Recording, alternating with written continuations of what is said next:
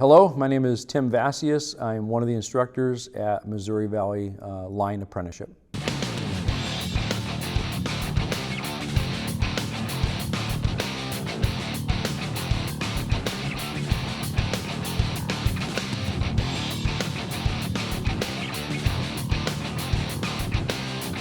I always tell people I identify as a journeyman lineman, but in the industry I've worked as a substation technician. I actually started in the trade as an inside wireman.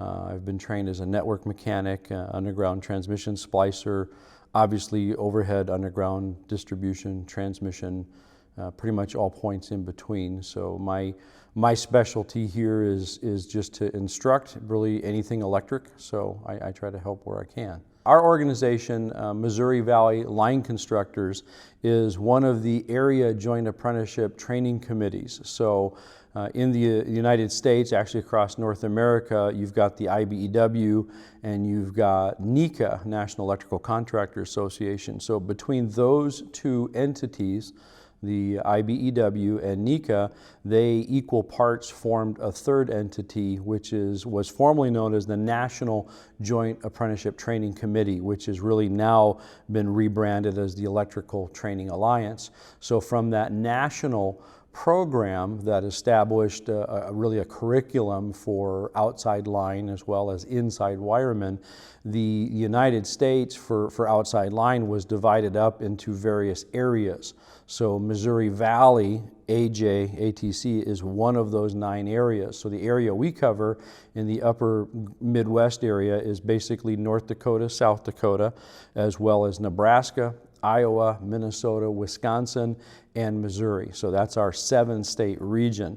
So essentially all of the IBEW work, which is manned and accomplished through NECA contractors in those 7 states, ours is the training element. We train all of the apprentices for that outside line work, electrical work, and as well as we provide continuing education and professional development for all of our signatory contractors. So if there's any update, upgrade, refresher training needed for the line series, we also provide that. So step 1 is always application. So it's kind of unique in history of time. I can go back to my vintage many years ago. You had to wait for an opportunity to come up to become an apprentice in just about anything. But we're in a period now in construction where we're begging people to consider coming in. We have constant openings. So as an example, pretty much every other week we're putting on a class of about 30 apprentices. So the process begins for them when they go online and they apply online with Missouri Valley Line Constructors. That online process proves pretty easy for most of them. They can put their information in. They have to be at least 18 years of age. They have to have a commercial driver's license. Now sometimes the CDL hurts some of the younger drivers because they can't really cross straight lines.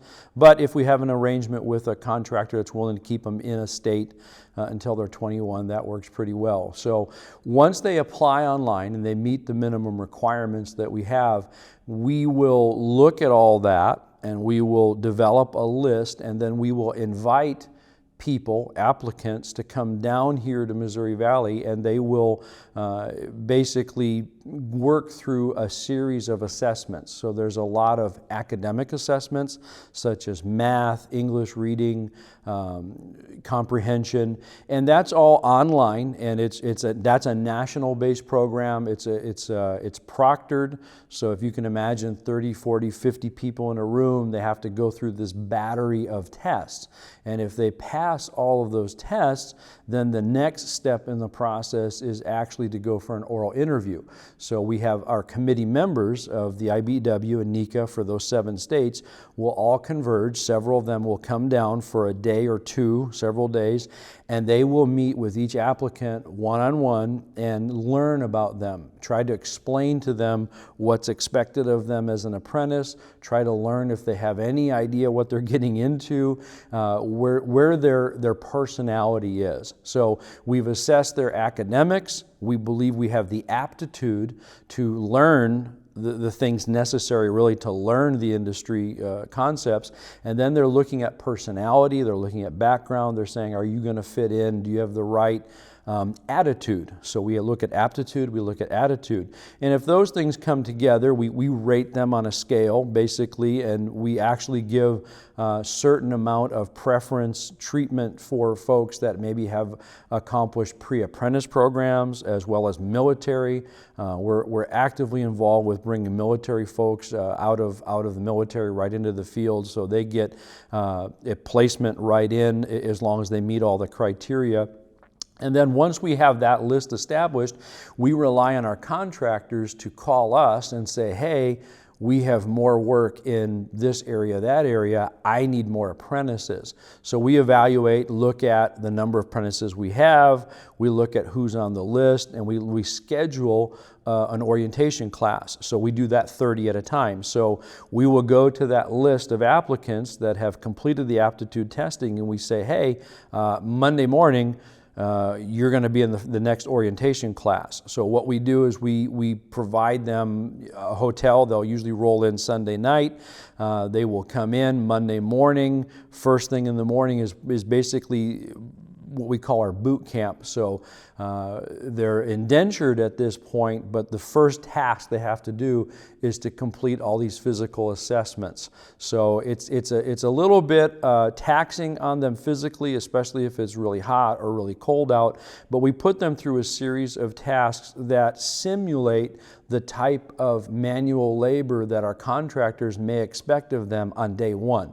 So whether it's shoveling gravel, digging a hole, operating hand-operated drilling devices, you name it, it's challenging, it's tough, it's hard, but it's really more of an emotional assessment. Will they stick with it? It's nothing that's impossible, but we get them through these challenges. And what it proves to us is when we send these apprentices out to work, they can do anything that the contractors expect of them. If they can't meet these minimum requirements, they're allowed to reapply for the program in 6 months. And we have many applicants that will fail, and oftentimes they'll thank us. They'll be like, wow, we had no idea it was going to be so tough. Thank you for letting us see that.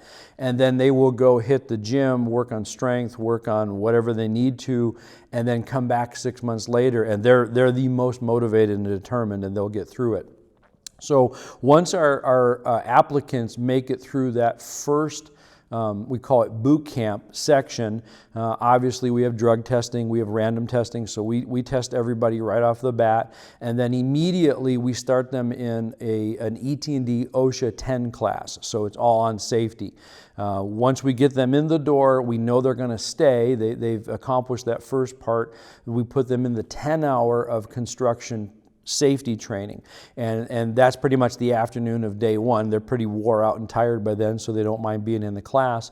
And then we will finish that up, and then once we get the initial construction training done where they understand all the aspects of the ET&D 10-hour, then we will issue tools if they don't have them themselves. So what we have going out there right now is the first round of them learning to climb a pole using wood pole fall restraint. So we require 100% fall protection. Many of our apprentices have learned in a pre-apprentice program, or maybe they've entered from a utility or wherever they've come from. So we'll divide them up between people that have climbing experience and people that have none, and then we'll put our instructors out in our pole climbing field, and we will work with them appropriately at each level. And then there's certain practical assessments that they have to complete by the time they leave here at the end of the week, namely pole top rescue, bucket truck rescue. So we take many people from never having put hooks on before by the end of our week, and they're here all day, and we'll keep them late if we have to. By the end of the week, they have to qualify with pole top rescue.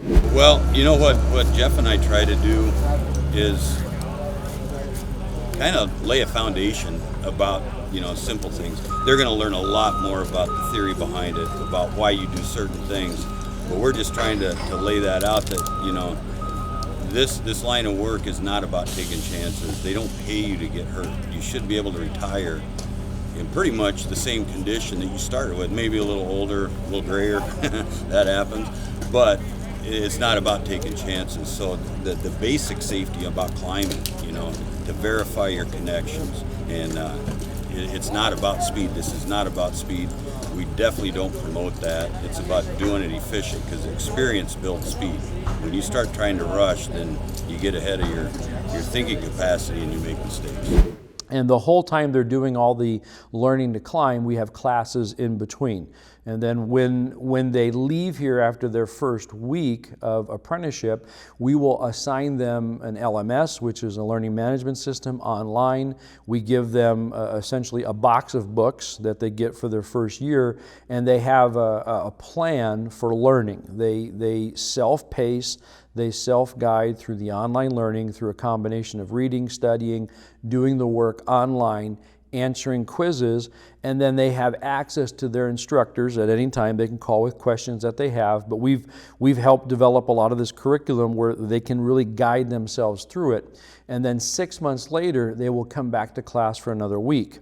And in that session of weeks, what we do is we will assess them, essentially test them on everything they were supposed to have accomplished. We look at their grades online. We can track all of that information. We test to make sure that they're achieving the minimum standard. And then throughout class that week, it's the same type of a rotation where we have lectures, we have classroom. We will focus on very specific academic criteria that they need to understand. And early on, one of the things we're looking at are obviously fall protection as well as grounding. Some of the improper grounding that's going on is one of the causes for injury in our industry. So we make sure right from the get-go our apprentices have a very solid academic understanding of electrical theory, starting with DC theory, and then we move into magnetism, transformers, AC theory. It's very tough, it's challenging, and a lot of people don't really realize what they're getting into when they start getting into that lesson plan and then that kind of learning. So we teach everything hands-on. So everything we tell them in theory, we will find a way to let them get their hands on it in a safe manner and try it and do it so that it understands. A lot of these folks are a little more than a kinesthetic learner. It's their whole body they need to incorporate with learning. So that's how everything is designed. It's a combination of academics, and it's a combination of getting the whole body trained into these motions that we need them to do. So once we're done in the classroom, we will head out to our various labs. If it's inclement weather, we have many indoor labs, but really the most precious time we spend is outside in our 50-acre pole field, where we get either on the underground equipment, the vaults, the submersible, or in the air, whether it's off the pole or out of a bucket truck, and we're actually performing these tasks. A lot of the stuff we do, like transformer changeouts, capacitor changeouts, we basically build a real-life scenario with a capacitor bank online. It's hooked up just like you're going to see it in the field. The apprentices get to go up. They have to come up with a step-by-step procedure to de-energize the capacitor bank. They have to cover all the conductors up, wait 5 minutes, open the cutouts with a load break tool, and they get to treat it just like it's a live scenario out in the field. Some of the other stuff we're doing out here, transformer changeouts. They got to hang a transformer gin on the pole. They got to do a job hazard awareness tailboard briefing before they actually do the task. They lay everything out, then they actually go up, hang the transformer gin, rig everything up, change that transformer out. They have to walk the instructor through how to de-energize that transformer safely, how to protect themselves, get the transformer to the ground, and then they have to basically reverse that scenario and put the transformer back on the pole and energize everything safely. So we have set aside certain tasks that, based on the level where the apprentices are, before they leave at the end of the week, they have to successfully complete certain level of academics as well as all these performance assessment tasks. And again, when they come every 6 months, that's how they increase the step. So when they leave here after their week long, they go back to their contractors at the next level. So they've had that last 6 months of experience, all of that self-paced learning. They've come here, we've tied up all the loose ends, we've prepared them for what's next. We reassign new work that they do over the next 6 months, and then we see them again every 6 months. So every apprentice comes into a program, there's 7 steps. So they start at the first step, 6 months later they're at the second step. So along each step of the journey, there's a minimum number of hours that they have to achieve, as well as the academics. And then the other criteria we have for our apprentices to challenge the journeyman exam is they have to complete all of the academics, they have to complete all of the cold work, which is roughly 7,000 hours. Then there's an additional 8 hours of what we call hot time that they have to complete. Now our hot time is a little different than other apprenticeships' hot time in that our line apprentices can only count hot time when they're actually in their gloves and sleeves, or they're hot sticking live conductor.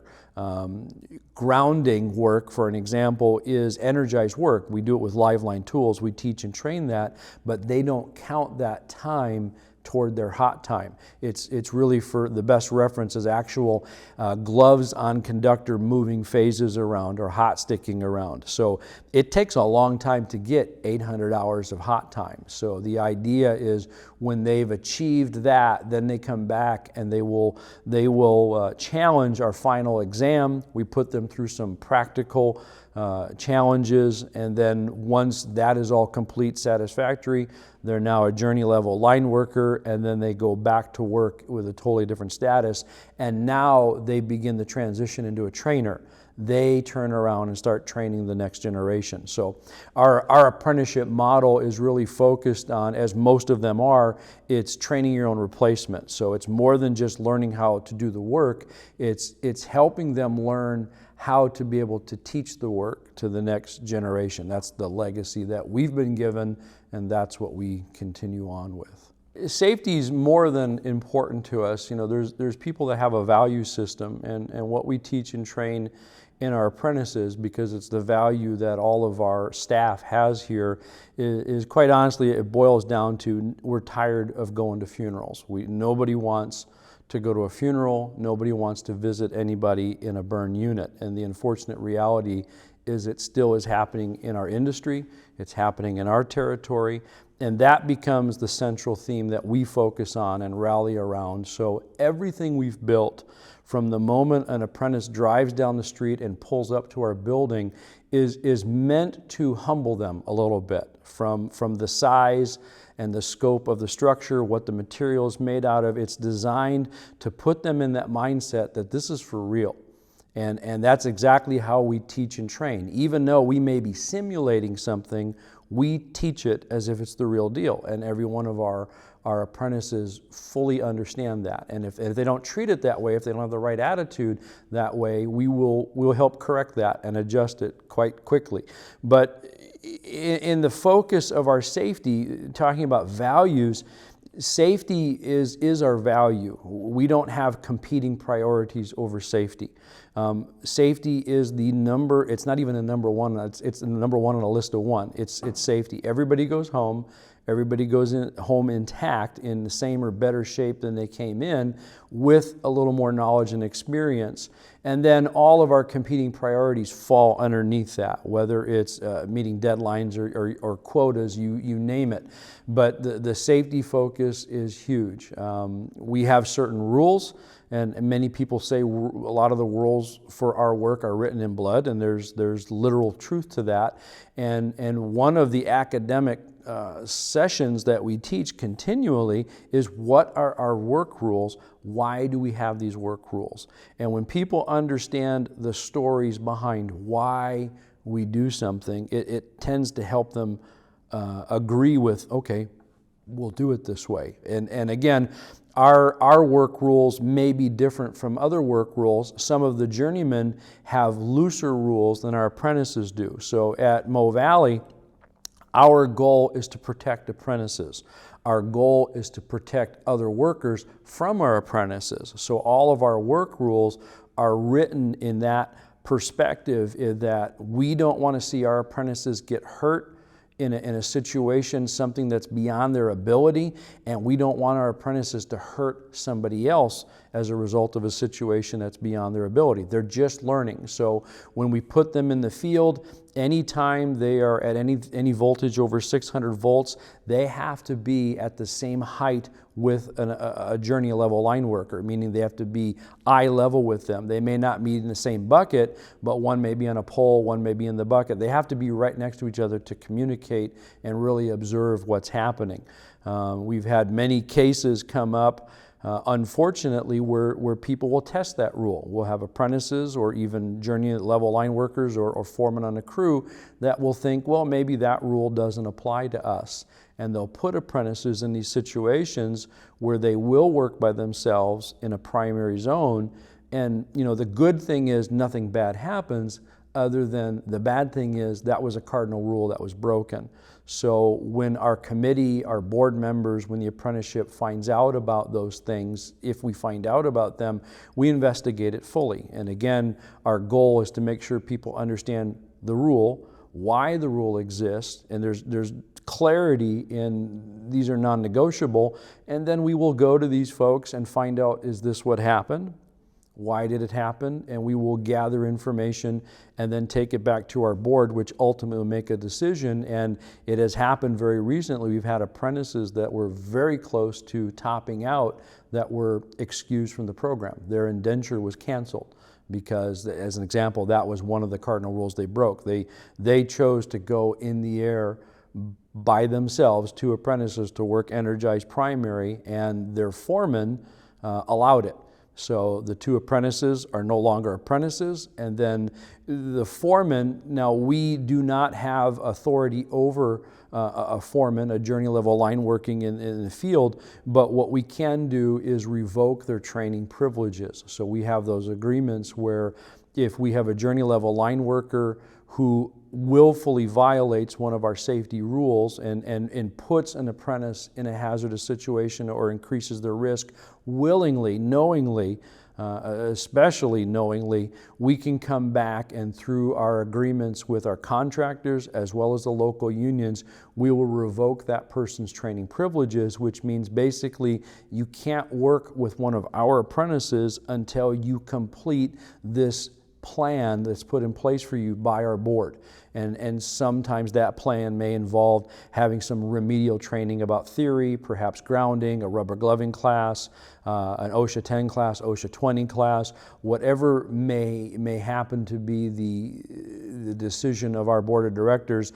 They will come down and say, look, this person needs to complete these things, and then we will consider putting apprentices back with that individual. So we've gotten to a point in our industry where we have the full backing of both the contractors as well as the NECA employers, obviously the apprenticeship, and then most of the members of our industry are all in agreement with that level of accountability.